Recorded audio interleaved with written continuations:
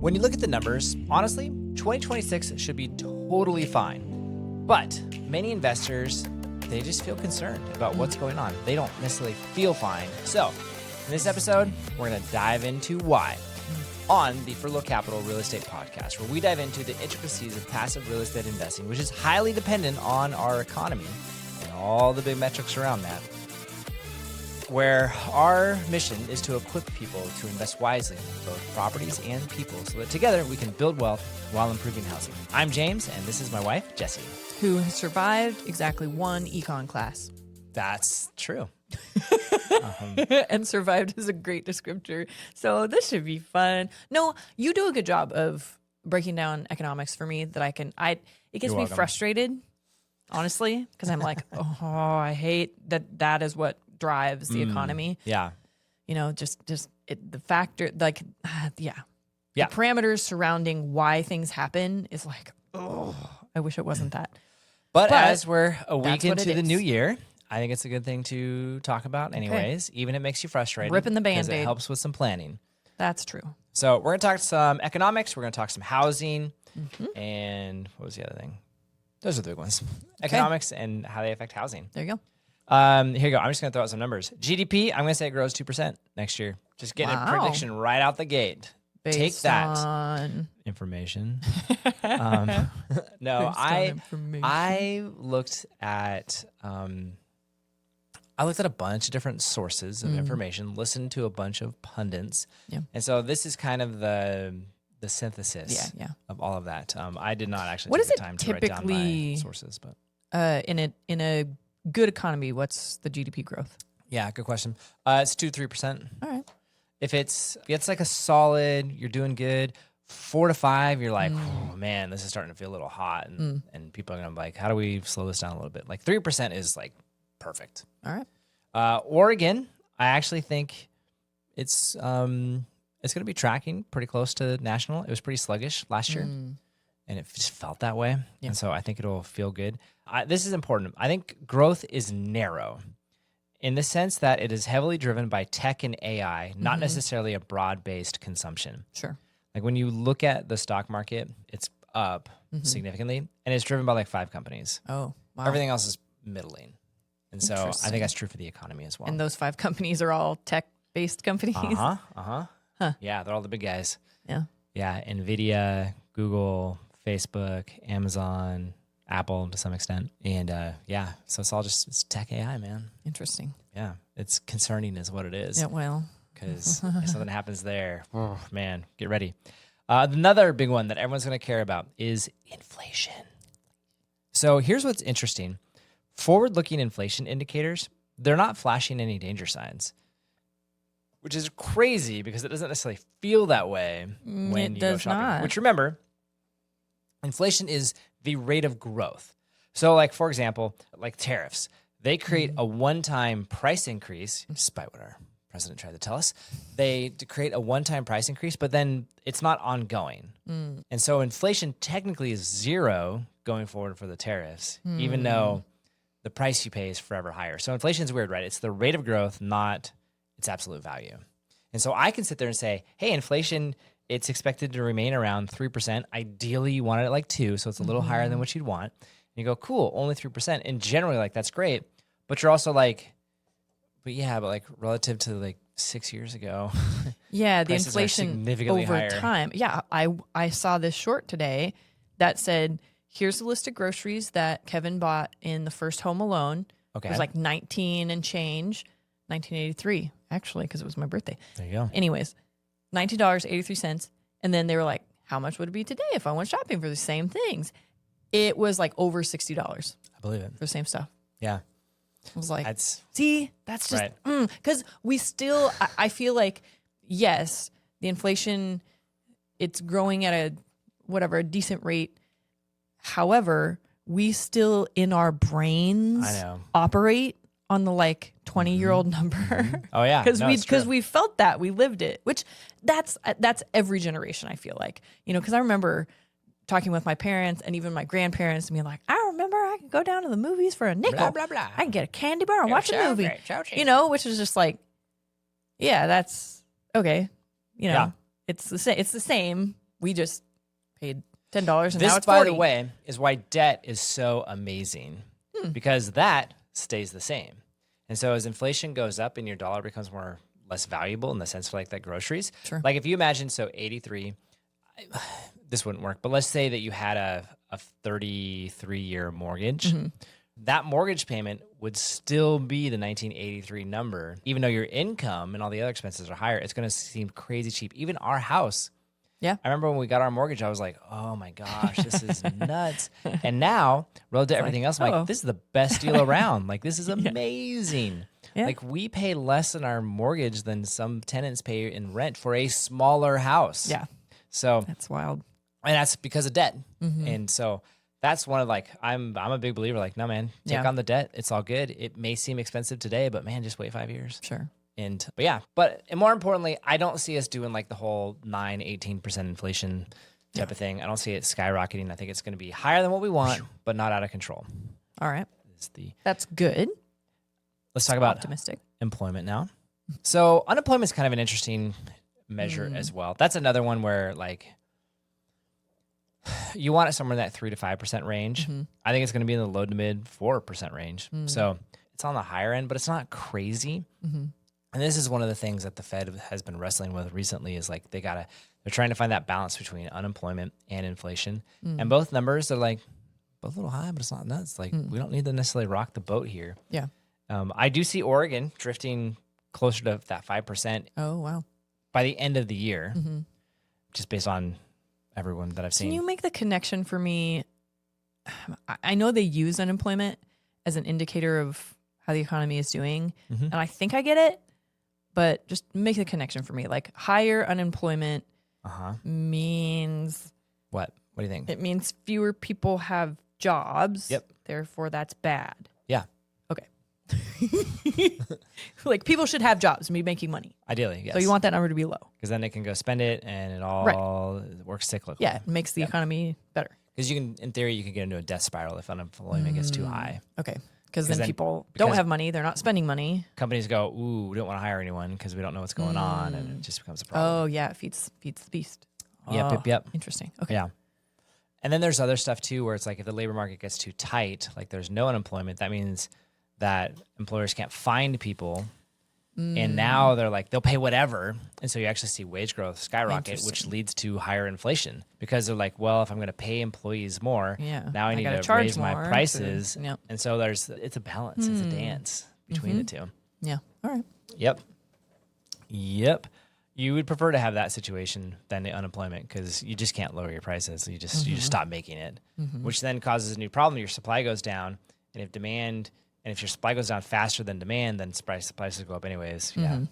But anyways, I think the labor market is cooling. I don't think it's going to collapse. I think that's one of the concerns that people have had. Again, because it feels very narrow band type of thing. Yeah. But according to the data, it should be fine. All right. I don't think it'll force some widespread distress. Probably. It doesn't feel that way, which is what's weird about it. But Yeah. data-wise, I think it'll be fine. Okay, we're going to talk interest rates. Okay. Okay. This one's actually really interesting. So there's the federal funds rate, which is what the Fed sets, which is for the short-term rate. And President Trump would like to have a new guy come in, which I think is what is it? It's February or March, I think. And everyone's talking about how he wants to appoint someone who's going to lower the inflation rate or that Interest rate. Thank you. And which could actually increase inflation, decrease employment. But anyways, if he gets his way and he finds someone who plays along, who doesn't have to, by the way, then we will see interest rates drop. Though there's not a perfect correlation between what the Fed does and actual interest rates, because interest rates are actually determined by the bond market, which is influenced by the federal funds rate, but And interest rates on what? homes, businesses, okay. whatever. Yeah, so the Fed funds rate, they set the rate that banks can do to borrow between each other. Oh. Which then kind of sets them up for, okay, here's how much I'm willing to let other people borrow from. It's complicated, but that's kind of what it's a good indicator of where things are going. So I could see it falling near the end of the year as that new guy comes in. But I also see mortgage rates, they're still going to be in like that 6% range. All right. To be honest, I don't see them Those falling. aren't going to drop. I would be highly surprised if they fall below 5%. Yeah. Because so you have your bond market, which sets the bond price is kind of like the floor, but then banks set an interest rate a little bit above it. And that a little bit above it is determined by the amount of uncertainty and risk. So the more that there is, the higher you pay. And we feel like we're in uncertain times. Right. So that So it's- delta is bigger. And so even though I think rates are going to fall, the Fed funds rate, and therefore bonds will fall, I don't necessarily think you're going to see interest rates fall that much. I think some, but not a tremendous amount, much to our president's chagrin. Yeah, I mean, unless I'm totally wrong and the recession hits, then we'll see interest rates drop dramatically. But let's hope not. What is the timing on a predicted recession? Like historically, are we in the zone or? Yeah, kind of. Yeah. Yeah, kind of. Who knows? I don't know, man. Like all the numbers are so it's- wonky right now. There's so many dials that are being turned all at once, and everyone's messing with everything. You're Right. like, It's dude, like, I don't know. what's Like gonna the past happen? indicators just don't seem to work Yeah. anymore. And now you have all of these algorithms that do all the trading and logic for us Strange. now, where information is like information gets, I don't want to say it, new information like filters through the economy at such a speed. It's crazy. So I don't know, man. That's my honest. So here's what I would say. From a growth cycle standpoint, and I'm learning more about what that is, we're in a firm place right now. From an inflation standpoint, it seems contained. And I think we're in like a fragile Goldilocks phase, I think, for this next year. I think that's what it's going to feel like. We're all going to be like, okay, it's not broken. Yeah. It's not safe. It just feels like this recession Stable? should have happened, but it's not happening. Sure. Are we out of it? Are we not? I don't know. Is it possible something happens in 2027? Maybe. I don't know, man. I've tried to predict a recession so much and been wrong every single time. So I'm flipping to the other side. All right. Which could be bad. But yeah. If I don't there's a want to be one of recession, those. now, I don't want to it's be one of like, those it's all your guys who's fault. like, just wait, look out. Like, Sure. I don't want to be that guy. Well, I mean, But it's definitely not like things are going. Now, what I will, what I was going to say, it's like I'm cautious getting ahead of myself. optimism. It's more like, no, it's not even cautious optimism. It's more like, I guess it's fine. Resignation. Resignation. Yeah. Yeah. All right. That's how it feels. It's like, yeah. All right, let's talk about the housing market, and then we'll talk about construction and rentals specifically. Sounds good. So, home prices, a little bit of growth. Not much, a little bit of growth. That's what I'm saying. And I think Over all of 2026. yeah, I think Oregon All as right, well. We'll have all some right. flat to modest gains, nothing crazy.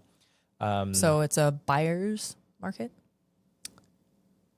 if they're going to remain stable. I guess, which it currently is a buyer's market. And so I think it will remain that way All right. for a while there. Yeah, I think they're going to see I think we'll see sales volume increase, which would be really nice because they have just been they've been so low Yeah. just in terms of volume. So I think we'll see it pick up some, like maybe 2 to 5% nationally. I think we'll see longer days on market. I think we're already seeing that. I think we're going to continue to see that, that whole 60 to 90 days type of thing. That's something we're building into our underwriting now, where it's not like, hey, we'll get this thing Yeah. listed and closed in 30 days. It's more like, no, we're going to get it listed and it's going to sit for 30 to 60 days, and then we'll have a Interesting. 30-day close. Wow. That's how we're underwriting it Yeah. now. And you're just going to have a lot less bidding wars, which that's good for us as buyers. And I think really it's just normalization. That's what this is. It's not necessarily distressed. It's really just getting back to a good balanced market. And I think that's okay. The problem is that sellers are still like, oh, my real estate's going up and up and up, and it's Right. amazing. And buyers, they're being cautious. They're saying like, well, I just don't know. Interest rates, who could? But they're there. They're there. They're just a little bit more cautious. So you have a slight disconnect there, which is hard. Which has started, I mean, it's been there for this last year, and I think it's just going to continue on. I don't think people will be like, oh, yeah, this is what it is now. It's funny, we were looking at a potential flip to buy. It was a wholesaler. They bought it. It was here in Corvallis, and a ton of people went through and took a tour of it. They had like an open house thing. Yeah.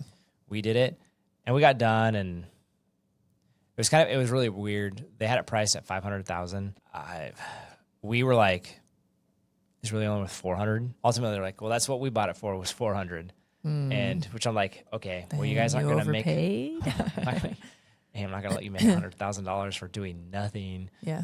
But I sat there and was like, yeah, 400 was the price. And I'm like, you should have just taken that next step and just do the flip. Like that's what you should do, because they should have bought it for 350 and sold it for 4. That's what they should have done. But they were looking at the market and where things were headed. So they ended up getting 0 offers on it, which Yikes. I'm like, hey, happens. Yeah. Construction in general, this one's kind of an interesting one. So Oregon is producing about 14,000 to 15,000 units per year. The estimated need is about 30,000 units Yikes. per year. And in fact, the governor has a goal of doing 36,000 a year. Obviously, we're not there. And so a lot of the current Is that new construction or just available? Additional. Yeah, Okay. which is new. Sure. So what's interesting is that a lot of the things that are coming online now are ones that started before the interest rates spiked up. So they're coming. But when they did, when interest rates started to rise, a lot of that just stopped. And so what we're going to see is a really interesting cliff in 2027 and 2028. So it's going to start at the end of this year, but it's going to be really interesting. And so why? Like explain because they started building. But then when interest rates got went expensive. up, builders went, I'm out. And so Okay. they stopped. So like the new housing starts is a lot less now as a result. Oh. And that demand stays consistent. Okay. And so I think from a rental standpoint, 27, 28 is going to be really interesting. I mean, unless the economy does drop and wages stay stagnant, people don't have jobs, then like it could potentially be bad. There I am trying to, it's going to be the doom, but it'll probably be fine because they'll come up with something. But yeah, just from a pure supply and demand standpoint, there's supply is staying. It seemed like we were like, oh yeah, we're finally like we're tracking, and then interest rates spiked, and we went, oh, never mind, we're not tracking anymore. Yeah, it turns out like the housing thing is it's very marginal. They don't make a ton of money off a building, and so a small change in the interest rate has a big lever. Turns out, who'd have guessed? So all that to say, I think there'll be some housing starts, and this year will feel normal, and next year's where it's going to get interesting. Let's talk about rentals. Yeah, rentals. So the Oregon median rent is about $1,400, which here's the part that I love. That's less than what we pay. That's more than what we pay on our mortgage. So we are paying less for our mortgage, PITI, than the median rent. How do they determine the median rent? Is that based on a certain size of unit? No, it's just all the rents together. Yeah, all together for every unit, every size. That's the midpoint or median, which is down 1 to 1.5% versus last year. That's down. And this is the thing I've been communicating with a lot of people recently, where I'm like, yeah, rents are down in Oregon. Like all the places where I used to go to find rent rates and do the research, I'm like, yeah, they're all like, all of them are actually overestimating because they're all kind of biased to always continue to go up or be flat. I'm like, it's actually down, and they're not adjusting well enough. I literally take some of them and decrease it 10 to 15%. Just go, nope, I just know this isn't right because I've done enough of these where it'll just sit because people just won't rent. And so I know it. Vacancy rate is about 6 to 7% statewide, which is high. Yeah. And that's honestly, I was doing the math for me. I'm like, yeah, I'm at like 7%. So, for how long was it where it was like vacancy is like 1 to 2%? Right. It's like nothing. It's like, yep, no, back to the normal underwriting of doing 10% vacancy is the right thing to do. And that's where we're at. And I definitely it's in the last 6 months where that has happened. And I definitely feel that. I think that's going to persist. It's going to persist, continue to be renter friendly in the next year. And then maybe we'll have some stabilization as the new housing doesn't increase, the whole supply and demand thing kind of takes over. But again, if people's wages stay low or unemployment stays high, it's not going to matter. They won't be able to afford it. They can't afford it anyways. Yeah. Yeah. Yeah. It's like you need more, this is going to sound so cliche. You need more affordable housing. Yeah. Well, and it's interesting. You need a certain type of unit. And you'll see less inflation in some areas because they just go we just can't, we can't charge that much because people won't pay it. I was talking to my mother and we were just talking about eating out. I was like, oh yeah, you and I, we used to eat all the time, like multiple times a week. And now it's like once a month, maybe. Yeah. And it's just because of the price. It priced us out of the market. We're like, it's not worth it. Yeah, And I think there's a lot of other people where that's the situation. We're going to talk about the K-shaped economy next, but because it's not true for everybody, but for a lot of people it is. So especially in like that lower income renter area, Yeah. I actually don't think you'll see a lot of rent growth just because Yeah. they're not going to have the income to go up. So got to keep that in mind. All right, let's talk about that K-shaped economy. Okay. So you have, yep, that's the idea. So there's some people where things feel like they're on the up and up. Yeah. And other people where it feels like it's not so Totally much. different it's going experience. down. Yeah. And I could definitely, like, just based on conversations I have with people, it totally sounds that way. Interesting. And I can tell that you and we actually live on the upper part of the K curve. Yeah. Because there's certain things where like I'll make comments about like, oh yeah, we're doing this and that, and it's just like it's very optimistic and sounds great relative to what other people are doing. Like we're talking about, oh yeah, our wages are going up and we're taking trips and Hiring people, Yeah. doing all that kind of stuff, and other people who are just like, oh no, it's not good. So it's interesting.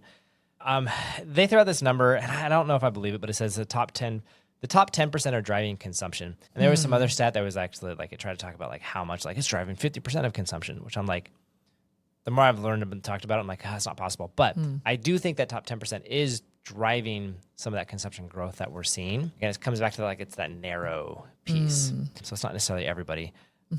So what this means, or this kind of can explain why our GDP is going to remain, seems like good growth.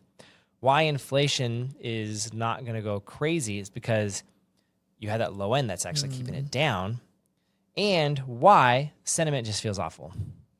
Yeah. Because there's still, not everybody is succeeding. Correct. Huh. Which, I mean, it always happens in an economy. Sure, but it's more split. Yeah, or more evident. I think I remember it was the 2008, 2009, I think. My dad, he was in construction, and he was like, this is like end of the world type of thing. And I just started working for HP, and I was like, this is great.